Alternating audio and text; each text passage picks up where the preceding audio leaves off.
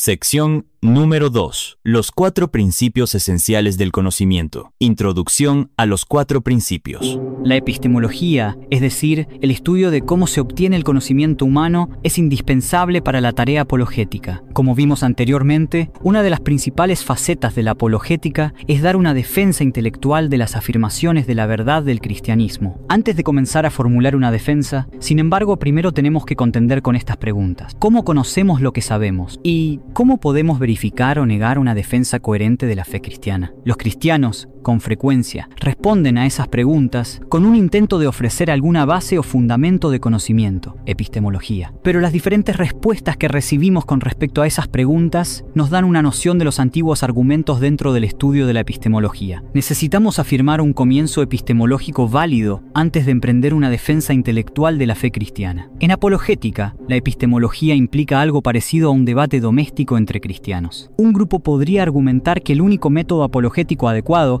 es el que está arraigado y cimentado en la información histórica, es decir, el conocimiento adquirido mediante los 5 sentidos. Otros defienden que los sentidos con frecuencia pueden equivocarse, engañando de esa manera a quienes confiaran demasiado en ellos. El único método adecuado para esas personas es del tipo racional o formal, tal como las proposiciones lógicas y las matemáticas. La primera enfatiza los sentidos y la otra la mente, y los procesos de la razón formal. Hay otros que argumentan que la única manera válida y real en que podemos conocer algo con respecto al Creador es por medio de asumir al Dios Trino para comenzar como una presuposición necesaria para todo conocimiento. ¿Cómo llegar a establecer una defensa sólida del cristianismo? Es algo ardientemente debatido entre los cristianos. Llegaré a la cuestión de las herramientas básicas del conocimiento mediante las siguientes preguntas. ¿Qué principios son necesarios para hacer posible el conocimiento? ¿Qué presuposiciones se requieren para hacer posible un discurso comprensible? Los 4 principios, atacados por los ateos, asumidos en las Escrituras. En la obra de los ateos más destacados del pensamiento teórico occidental, tales como John Stuart Mill, Karl Marx, Jean-Paul Sartre, Albert Camus, Walter Kaufmann y otros, surge un tema común al plantear sus casos en contra de la existencia de Dios. En algún momento de sus discusiones en contra del teísmo, atacaron una o más de las 4 premisas epistemológicas básicas. Todas ellas aparecen planteadas en las Escrituras. 1. La ley de la no contradicción. 2. La ley de la causalidad. 3. La confianza básica, aunque no perfecta, de la percepción sensorial. Y 4. El uso analógico del idioma. Muchos de los intentos de los ateos por destruir el caso a favor de Dios incluyen un rechazo de esas leyes fundamentales o de la base para obtener conocimiento. La razón principal de por qué me concentro en estos principios irrenunciables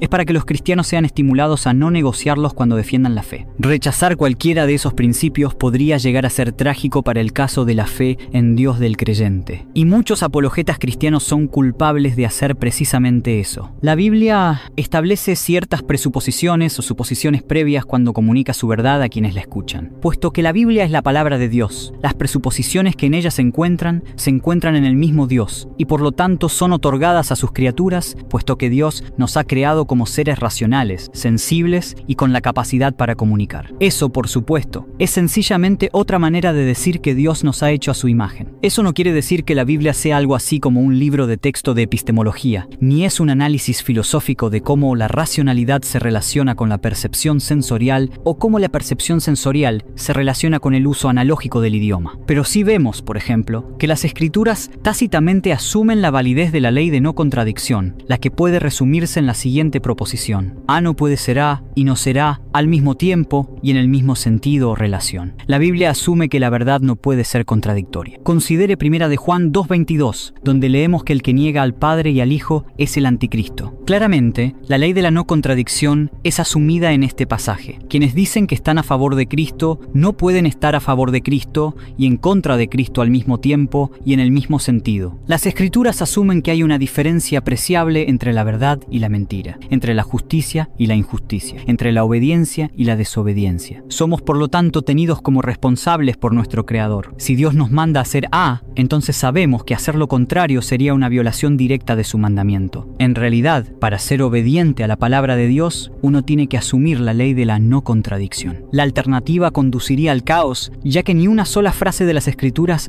podría entenderse sin esa ley. ¿Qué es la ley de la causalidad? ¿También se encuentra esta en las Escrituras? Cada vez que se discute un milagro en la Biblia, la ley de la causalidad, es decir, la proposición de que todo efecto tiene una causa, es asumida. Considere la ocasión cuando Nicodemo fue a Jesús y le dijo: Rabí, sabemos que has venido de Dios como maestro, porque nadie puede hacer estas señales que tú haces si no está Dios con él. Juan 3:2. Razonablemente Nicodemo ha unido los puntos, por así decir, y afirmó la existencia de una causa sobrenatural, divina detrás de las obras de Jesús. De otro modo, las obras no podían haberse realizado.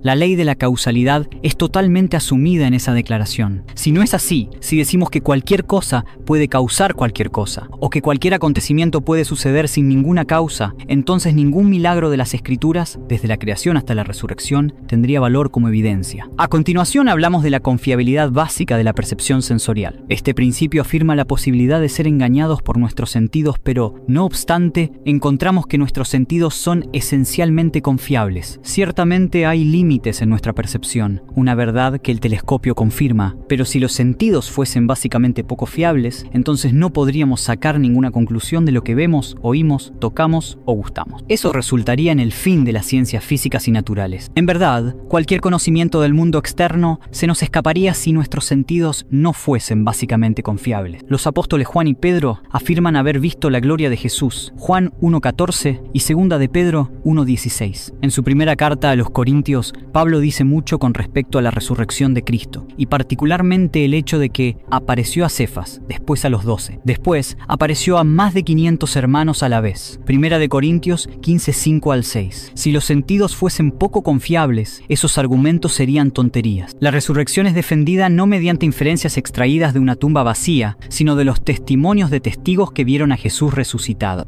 Finalmente, existe esa idea esotérica llamada el uso analógico del lenguaje. El concepto procede simplemente de la palabra analogía, o de la noción de que dos cosas pueden ser parcialmente similares o parcialmente diferentes. Con frecuencia, señalamos las similitudes entre dos cosas para describirlas, y luego decimos que son análogas entre sí. La razón de por qué ese principio es tan crucial es que muchos teólogos y filósofos han argumentado que Dios es tan completamente diferente de nosotros que cualquier esfuerzo por hablar acerca de Él es inútil. Debido a que Dios es tan radicalmente trascendente, dicen ellos, no existe manera de saber nada con respecto a Él, y por lo tanto, no hay manera de decir nada significativo acerca de Él. Los filósofos modernos han atacado a los cristianos al afirmar que las declaraciones que han hecho respecto de Dios dicen más con respecto a sus sentimientos internos que acerca de alguna cosa externa. Argumentan, además, que la razón de por qué hablar acerca de Dios describe nuestras emociones, nuestros sentimientos religiosos, pero no una realidad objetiva, que en el lenguaje humano es inherentemente incapaz de alzarse por encima del ámbito de la humanidad al ámbito de la divinidad. Dicen que el lenguaje humano es una herramienta inadecuada para describir una realidad trascendente. Los cristianos son más que capaces de combatir tales ataques contra los fundamentos de la comunicación entre los humanos, pero tenemos que afirmar alguna relación, algún punto de analogía entre Dios y nosotros para poder afirmar que puede existir un discurso significativo acerca de Él. La clave para comprender ese concepto se encuentra en varios sitios de las Escrituras. Uno de vital importancia aparece al principio mismo de la Biblia. Entonces dijo Dios: hagamos al hombre a nuestra imagen conforme a nuestra semejanza, y señoree en los peces del mar, en las aves de los cielos, en las bestias, en toda la tierra y en todo animal que se arrastra sobre la tierra. Génesis 1:26. Es en virtud de que Dios nos creó a su imagen y semejanza que hay una analogía entre el Creador y la criatura, capacitándonos así para poder hablar de Dios de manera significativa incluso dentro de los límites de nuestra finitud. Nuestro plan: 4 principios, 5 capítulos. Es en esos 4 fundamentos no negociables que se centrará nuestra atención en un esfuerzo para establecer nuestro punto de partida epistemológico para la apologética. En el capítulo 4 consideraremos en profundidad la ley de la no contradicción. Haremos una pausa en el capítulo 5 para examinar las diferencias importantes entre los conceptos de contradicción, paradoja y misterio. Después reanudaremos nuestra discusión con una consideración de la causalidad, capítulo 6, la confiabilidad básica de la percepción sensorial, capítulo 7, y el uso analógico del idioma en su relación con nuestra habilidad de conocer a nuestro Creador y responder a Él en fe salvadora, capítulo 8. Nuevamente, debido a que los ateos han desafiado históricamente esos 4 principios, y debido a que esos principios son congruentemente asumidos en las palabras de las Escrituras, haciendo de ellos principios, como veremos, fundamentales para el conocimiento humano. Debemos comenzar nuestra tarea apologética mediante la demostración de su validez. Si podemos hacer tal cosa, entonces los ateos se verán obligados a refutar la existencia de Dios sin desechar uno o todos estos principios, cayendo así en la irracionalidad.